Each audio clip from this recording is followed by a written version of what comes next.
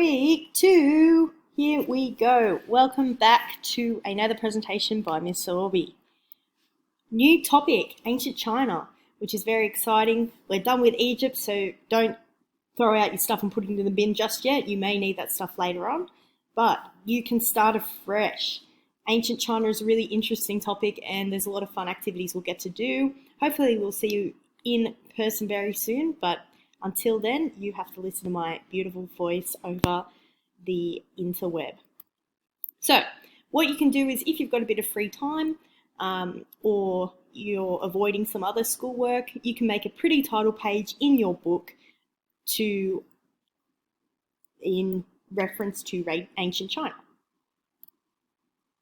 Oh, how cool is that? Okay, what you need to do now is you can either print this out and type on it, or you can write it out in your book. It's a know what you want to know and what you will have learnt hopefully at the end of the topic. I want you to complete this as a reflection tool, so when we finish the course you can be like, oh, I didn't actually know that and I've learnt that now. So I want you to complete that, write down what you know about ancient China, things that you might want to know, and at the end what you would have learnt. So don't do that last column. Remember that the little icon at the bottom of the slide means that you need to complete that in your book. You can do it on OneNote as an option, but preferably in your books because they're what I mark at the end of the term. Okay, where on earth is China? Where is China? Well, China is in Asia. So over here in the Asian continent, China is quite a large sector. It's one of I think it's the third largest country in the world. And it is quite a prominent region, especially in ancient times. So our first topic is the geography of ancient China, which forms a lot of the basis to the country, like the defensive system and how it established trade really is influenced by the geography of the region. So you need to write this down in your book. Sorry. So China is the third largest country in the world. It is bordered by a sea on one side and a large mountain range on the other. So pretty much it was quite isolated from other people in other societies during the time. So you couldn't really travel and trade. So they had to, at first they developed separately. So they came up with their own way of living. And then when societies started to interact with each other, the West had a whole different way of lifestyle than the East. So we'll go through that a bit later anyway. But China had to really rely on itself to make objects and to develop ways of life because, they didn't have access to those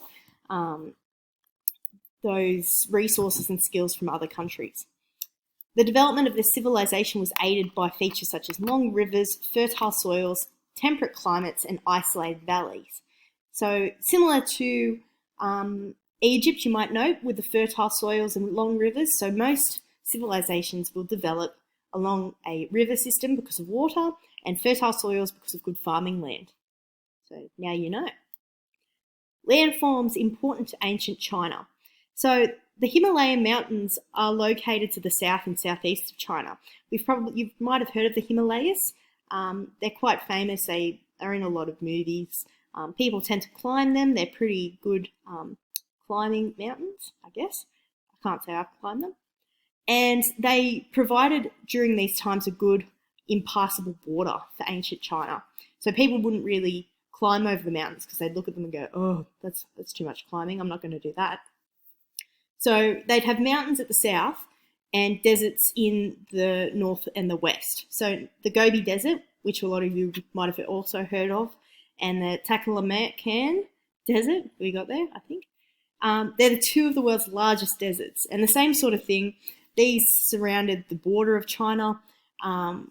Most other countries or civilizations wouldn't want to cross these sort of this terrain because it would be too dangerous or too exhausting.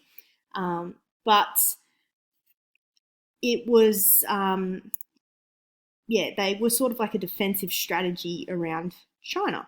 But people still did eventually cross these sort of areas. So I've written there that the Mongols did crossed the Gobi Desert, and they were often a problem for the Chinese society. But we look at that a bit later. So rivers. Rivers were also very important because they were a great source of food and water and fertile soil, but they also allowed for transportation because China is such a large country. They needed to, like, the rivers were the best way to travel between one area and another. So the two main rivers are the Yellow River, which also has another name, Henghe River, and the Yangtze River. So you'll do an activity in a sec where you will look at where they are and how they affected the Chinese living. Here they are. Here's a picture here. So they pretty much ran parallel to each other, and they would go out into the west, and they would connect with the South China Sea, as you can see there. So this is might look confusing, but it's actually quite a simple and easy map to understand. So you've got China here. Ooh, look at all that China. So you've got the mountains here to the south, and there's more mountains at the top. You've got a desert here and a desert here. So that means, anybody from India, anyone from the west, so you've got to imagine if I keep going this way, all the way to the west, you'd have Europe and Egypt and all those other countries that civilization was growing at the time. So those people wouldn't really come across this far. So you'd have the Gobi Desert here, and the Mongols from Mongolia would come in eventually. But at the time, you've got the mountains, this desert, and the rivers here, which were the main features of China at the time. And the sea. The sea was quite good too. All right, task. There is a worksheet for you to look at. What you need to do is, using your computer or your general knowledge or what I've just gone through, you need to find a map, and on this worksheet you need to label the map with each of these key features. You don't have to write the whole name where each of it is. So if I look at for example, I know where the Yellow River is, I'll use C, and I will go down here and go, oh, this is the Yellow River here. I'll put a C there. So that's what you need to do for that first activity.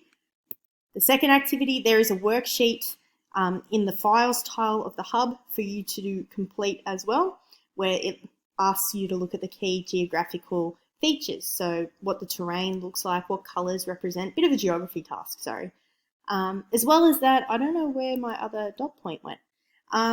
There is another worksheet for you to complete. It's a web quest on the geography of ancient China, where you get to look up some maps on Google Maps, and it does some cool animations and stuff that you can go on the web and look up the website, and you need to complete those activities. And I think that's it. That's all my video. So that's what we're doing for this week. We're looking at the geography of ancient China, and over the next coming weeks we'll be looking at how ancient China was a society, pretty much like Egypt, but very different in its own aspects. Hope you've enjoyed the video. If you've got any issues, email your teacher, and that's it.